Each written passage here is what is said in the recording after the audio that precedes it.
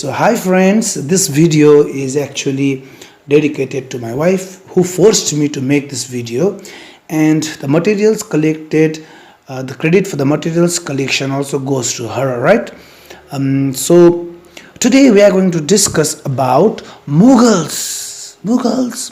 Okay, so today we are going to discuss about Mughals, and yes, Mughals is one of the greatest dynasties in India.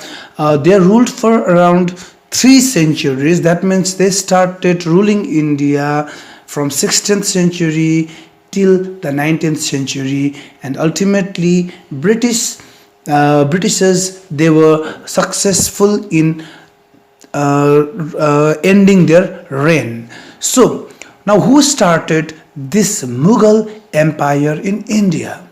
So it was Babur who started Mughal reign in India, and this Mughal was modern Islamic dynasty, right? So they had great kings like Akbar, and they also were very good in literature, and they also were very good in architectures. So in India, there are many places like Qutub Minar, Taj Mahal. These are all made by Mughals. Yes, my dear friends. So without wasting any further time, let's dive into Mughals. So my dear friends, when we talk about Mughals, the first name that rings in our head is Akbar the Great, right? He was a very good intellect person, all right? He had a very good brain. He was a very good administrator. He was a very good king. History tells us that.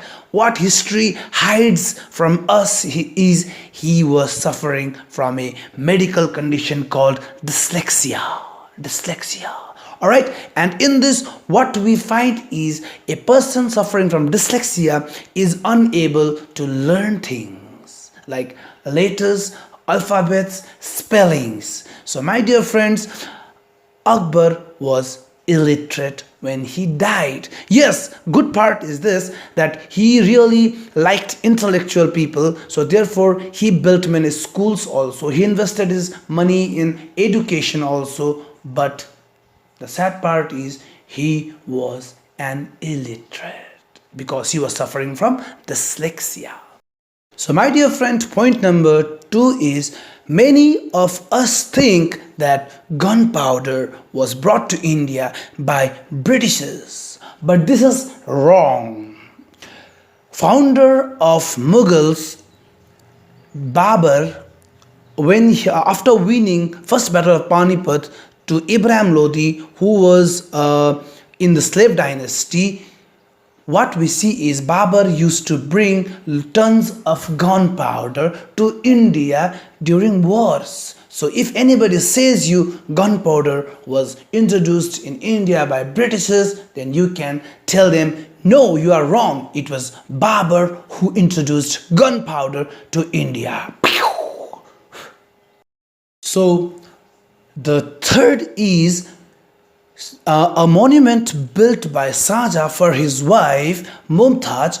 The Taj Mahal, also included in 7th Wonders of the World, is famous for changing its color 3 times a day. In morning, it looks something different.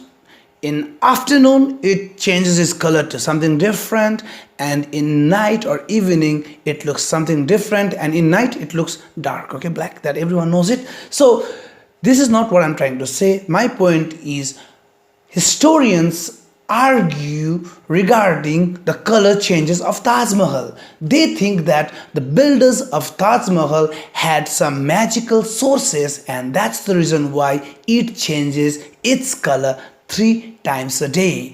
But scientists say that since it is made up of white marble sandstone, that's why it's so reflective, and whichever light you give to it, it reflects the same light. Okay, the scientists said this, but historians argue that there might be some magic, spooky. Ooh. So my friends, Times Magazine once published names of 25 political icons, and in it there was one name that shocked me, and it was from medieval India, Akbar the Great. So I started digging up and investigating on it, and then I came to know that Akbar was a very good administrator, right? So what we see is before Akbar was crowned king, there was political instability going on in India. But after Akbar came to throne, what we see is he was the first Mughal king or emperor to rule India peacefully.